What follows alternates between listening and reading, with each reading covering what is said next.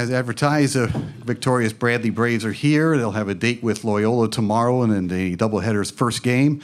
Coach Brian Wardle is flanked by Darrell Brown and Dante Thomas. We're going to ask Brian to open up with a statement on the game, and then we'll go to questions for just the two student athletes. Brian, please. Well, what a game to be a part of. I was, no matter what the outcome was going to be, I was very proud of my team and these guys and how they responded at halftime and how they came out and fought. And I thought Drake was, obviously, they were there to win. And those seniors didn't want their season to be over with. And our one senior didn't want his to be over, obviously, in the second half and how he performed. But it was a great basketball game.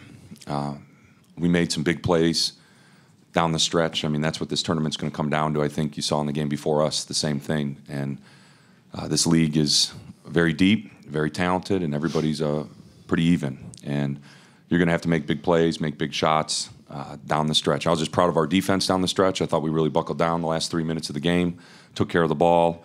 Obviously, Darrell came out and got hot and got us going to start the second half, and then Dante followed it with just the offensive rebounding, the energy, and our team fed off that. It was a great win for our group, great win for our program to get to the semis and find a way to win in a big setting, and our Bradley fans were tremendous. I mean, it was awesome seeing all the red out there, and hopefully we're going to have a bunch tomorrow, too. Questions for Darrell and Dante, please. Dave? Darrell, you just needed a few days off, right? Yeah, I needed a couple of days to get my ankle back right, and Rob and the rest of the staff helped me get ready for this game. And I had a great practice yesterday, and I think it led to a good team performance today. Take us through the last couple days. I know you were in the boot most of the week, and then you got it off. What were you feeling like at that point, and did you have any idea that what you had in store for you here? I mean, the first 2 days it was very painful coming off that Saturday game against Indiana State. But the training staff helped me get right, and I felt great. And I knew I wasn't gonna miss this game for anything. And it's Dante's last go round, and I had to be here for him. Dante, can you describe that last play? It looked like D'Lo was driving and maybe got the shot blocked, and then you picked it off. In my opinion, that was a foul. I thought it was a foul, but I mean, I just knew I was going to be aggressive, and I thought he actually made the layup, but that's what I do is offensive rebound, and I just kept doing what I do, and I just got the rebound and put it back in. Luckily, I made the layup.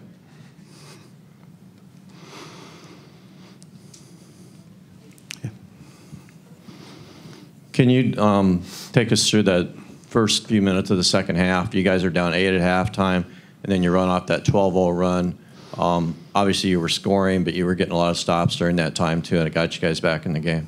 We'll go Dante first, and then Darrell. We'll get both of them, yeah. Yeah, it actually all started in the halftime in the locker room. Our teammate Luke Lundy, he got us all fired up. He was getting on us like Coach would, and I think we needed that, a different voice. And he got on us, and when we got out there, DB banged some shots. We're going to get him the ball, so let's keep it rolling, and that's what we did. And when it really started on defense, we had to lock down on defense, and we couldn't let Timmer get going and have a good second half like he had first. The second half, it started in the locker room, like Dante said. We had a couple guys step up and say a few things. Even guys that usually don't speak that much said things. And I mean, I knew it was good from there, and we just did what we do, play defense, rebounded the ball, and it led to a great outcome. Left-hand side. Just for both of you, what's going through your head when you see that half-court shot go up and not miss by a whole lot? Darrell, you're first on this one.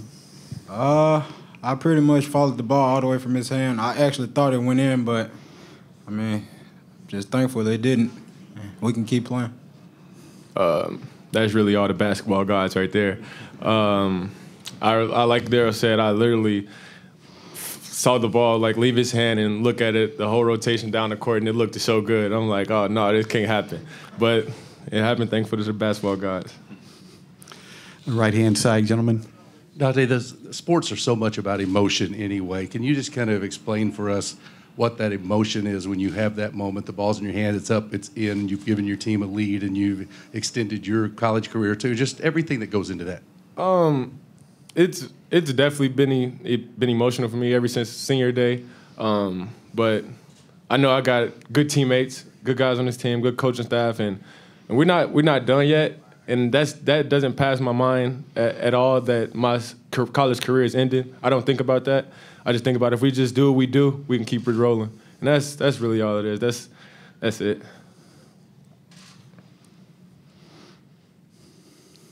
Back to Dave. Daryl, you guys are the last team to beat Loyola. How much confidence does that give you going into tomorrow's game? We don't think about that at all because, I mean, like Drake, they were happy after they beat us the last time at our place. So we don't think about the last game. We just got to clean up some things we made mistakes on tonight and just stick to our game plan and we'll win the game.